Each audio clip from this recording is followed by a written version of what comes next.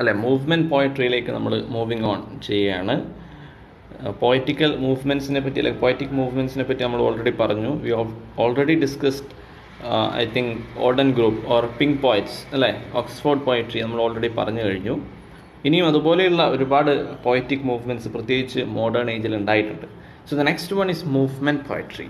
This is A group of poets or it consist of group of poets of the 50s and 60s. 1950s 60s ആണ് ഇവരുടെ ഒരു time. And the major poets associated with this movement are Philip Larkin, Tom Gunn, Donald Davy, D.J. Enright, Elizabeth Jennings, Kingsley Amis, John Wayne and Robert Conquest. Then the term movement poetry was coined by J.D. Scott.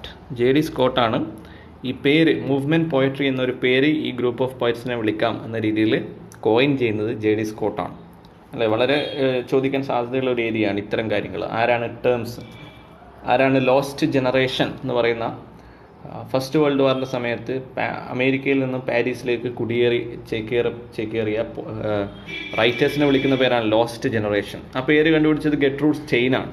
Post modernism എന്ന പേര് കണ്ടുപിടിക്കുന്നത് Arnold ടോയിൻബി എന്ന് പറയുന്ന ഒരു ക്രിട്ടിക്കാണ്. അപ്പോൾ ഇത്തരത്തിൽ പേരുകൾ ആരാണ് കണ്ടുപിടിച്ചപ്പോൾ സ്റ്റീഫൻ ഗ്രീനാണ് ന്യൂ ഹിസ്റ്റോറിസിസം എന്ന പേര് കോയിൻ ചെയ്യുന്നത് അല്ലേ. വളരെ ഫേമസ് ആയിട്ടുള്ള ഒരു തിയറിറ്റിക്കൽ അപ്രോച്ചാണ്. But the name was coined by Stephen Green. അപ്പോൾ ഇത്തരത്തിലുള്ള പേരുകൾ ഓർമ്മിക്കുക. പ്രത്യേകിച്ച് movement poetry it is coined by J.D. Scott. Against modernism, they preferred traditional conventions of writing poetry as opposed to modernist experimentations.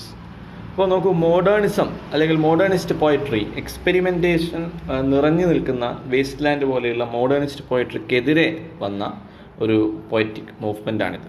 അപ്പോൾ എന്തിനും ഒരു എതിരെ അല്ല, എന്തിനും ഒരു ഓൾട്ടർനേറ്റീവ് ഉണ്ടാവുമല്ലോ. അപ്പോൾ ഇവർ they prefer traditional conventional poetry തന്നെയാണ് ഇവർ ആഗ്രഹിച്ചത്.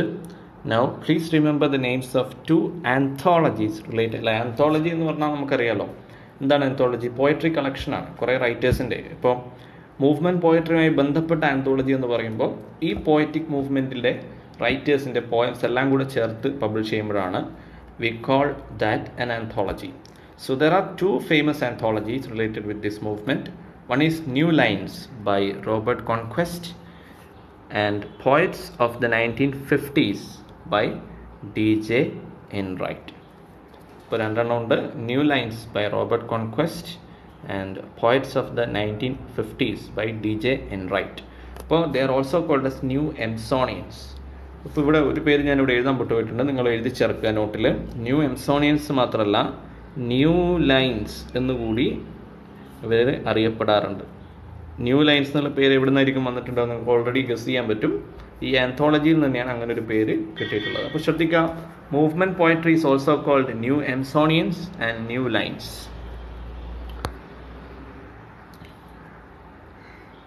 Now, movement poets and their major poetical works. The major poetical works of these poets are first Philip Larkin, who is the most important poet of this team. അല്ല, ഇതിൽ ഏറ്റവും പ്രധാനപ്പെട്ട poet ഇദ്ദേഹം തന്നെയാണ്. He wrote with poetry collections like Wits and Weddings, High Windows, and then the famous poems like Sad Steps, Church Going, Art Grass, etc. Poetry കളക്ഷനും പോയംസും ഞാൻ അവിടെ ഉൾപ്പെടുത്തിയിട്ടുണ്ട്. അപ്പോൾ ഇതിൻ്റെയൊക്കെ പേര് ചർച്ച് ഗോയിങ് ഒക്കെ ഫേമസ് ആയിട്ടുള്ള പോയാണ്. യാദൃശ്ചികമായിട്ടൊരു പള്ളിയുടെ അകത്തേക്ക് കയറുന്നതും അതിനുശേഷം റിലീജിയസ് ബിലീഫുകൾ എത്രത്തോളം ഇല്ലാതായിക്കൊണ്ടിരിക്കുന്നു ശാസ്ത്രത്തിൻ്റെ പുതിയ കാലഘട്ടത്തിൽ, അത് എത്രത്തോളം ആവശ്യമുണ്ട് എന്നൊക്കെ, റിലീജിയൻ എത്രത്തോളം ആവശ്യമുണ്ട് എന്നൊക്കെ ഡീറ്റെയിൽ ആയി ഡിസ്കസ് ചെയ്യുന്ന ഒരു പോയാണ് ചർച്ച് ഗോയിങ്. അപ്പോൾ next guys Tom gun, who is famous for writing fighting terms and the sense of movement. Kingsley ആമിസ്, famous poet and novelist, wrote the poetry collection A Frame of Mind. A Frame of Mind is written by Kingsley Amis. Kingsley Amis വളരെ famous ആയിട്ടുള്ള റൈറ്ററാണ്. ഇദ്ദേഹം പല poetic അല്ലെങ്കിൽ writing മൂവ്മെൻറ്റുമായി ബന്ധപ്പെട്ട ആളാണ്. Movement പോയട്രിയിലുണ്ട് ഇവിടെ നിങ്ങൾ കാണുന്ന പോലെ. അതുകൂടാതെ ആംഗ്രി യങ് മാൻ നോവലിസ്റ്റാണ് അല്ലേ. ലക്കി ജിം എന്ന് പറയുന്ന ഒരു ഫേമസ് ഒരു നോവൽ അദ്ദേഹം എഴുതിയിട്ടുണ്ട്. അതുപോലെ ലക്കി ജിം ഒരു ക്യാമ്പസ് നോവൽ കൂടിയാണ്. അപ്പോൾ ആ അർത്ഥത്തിൽ ഒരു ക്യാമ്പസ് നോവലിസ്റ്റ് കൂടിയാണ് കിങ്സ്ലി ആമിസ് എന്ന് ഓർമ്മിക്കുക. Then Donald Davie, another movement poet, wrote bridges of reason. Bridges of reason is written by Donald Davie. While TJ. Enright, TJ. എൻറൈറ്റിൻ്റെ പേര് ഓർമ്മിക്കുക. ഞാൻ നേരത്തെ 2 ആന്തോളജി പറഞ്ഞപ്പോൾ പോയറ്റ്സ് ഓഫ് ദ 1950s എന്ന് പറയുന്ന ആന്തോളജി എഴുതിയത് ടി.ജെ. എൻറൈറ്റ് ആണ്. He was also A member of this movement and he wrote the famous poetic work The Laughing Hyena. The Laughing Hyena is written by D.J. Enright.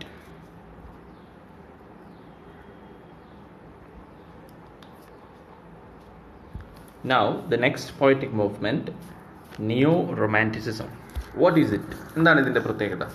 This is a poetic movement of the modern age that gave prominence to romanticism and religion.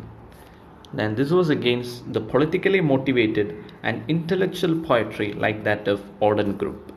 ഇപ്പോൾ ഞാൻ Odean group അല്ലെങ്കിൽ Oxford poetry പറയുമ്പോൾ പറഞ്ഞിരുന്നു, ഇതൊക്കെ left oriented ആയിട്ടുള്ള ഭയങ്കര റെവല്യൂഷനിസ്റ്റിക് ആയിട്ടുള്ള ideology oriented ആയിട്ടുള്ള പോയംസ് ആണ്.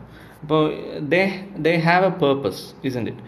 What is their purpose? Their purpose is to intellectually affect the people, the masses, അല്ലേ? ആളുകളെ അഫക്റ്റ് ചെയ്യുക, ആളുകളെ അവരുടെ പരിസരവുമായിട്ട് ബോധവാന്മാരാക്കുക, അങ്ങനെ സൊസൈറ്റിയെ ഇമ്പാക്റ്റ് ചെയ്യാനാണ് അവർ പോയി എഴുതിയത്. ഓഡനും അവരുടെ അല്ലെങ്കിൽ ഓഡൻ്റെ സുഹൃത്തുക്കളായിട്ടുള്ള സ്റ്റീഫൻ സ്പെൻഡറിനെ പോലെയുള്ള ആളുകൾ.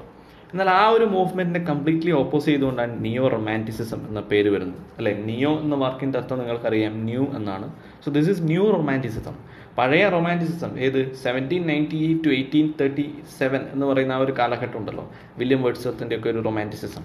അപ്പോൾ അതിനെ വീണ്ടും റിവൈവ് ചെയ്യുക, റൊമാൻറ്റിസിസത്തിലേക്ക് തിരിച്ചു പോവുക, അല്ലെങ്കിൽ റിലീജിയൻ, റൊമാൻറ്റിസിസം, അങ്ങനെയുള്ള അബ്സ്ട്രാക്ട് കോൺസെപ്റ്റ്സ്, ഇമാജിനേഷൻ, നേച്ചർ, ഇതിനൊക്കെ പ്രാധാന്യം നൽകുന്ന പോയട്രി തിരിച്ചു കൊണ്ടുവരിക എന്നുള്ളതായിരുന്നു ഇവരുടെ ഒരു ശൈലി അല്ലെങ്കിൽ രീതി. And 2 famous poets of this school of poetry is Dylan Thomas and George Barker. അവരുടെ 2 famous works ഞാൻ ബ്രാക്കറ്റിൽ കൊടുത്തിട്ടുണ്ട്. Deaths and Entrances is a famous poetry collection of Dylan Thomas, while Eros in Dogma is by George Barker. Eros in Dogma is by George Barker. Now Dylan Thomas was the pioneer and he wrote a famous poetical play written for radio. ഒരു famous radio play ഉണ്ട്, that is Under Milk Wood. അപ്പോൾ ഈ points ഒക്കെ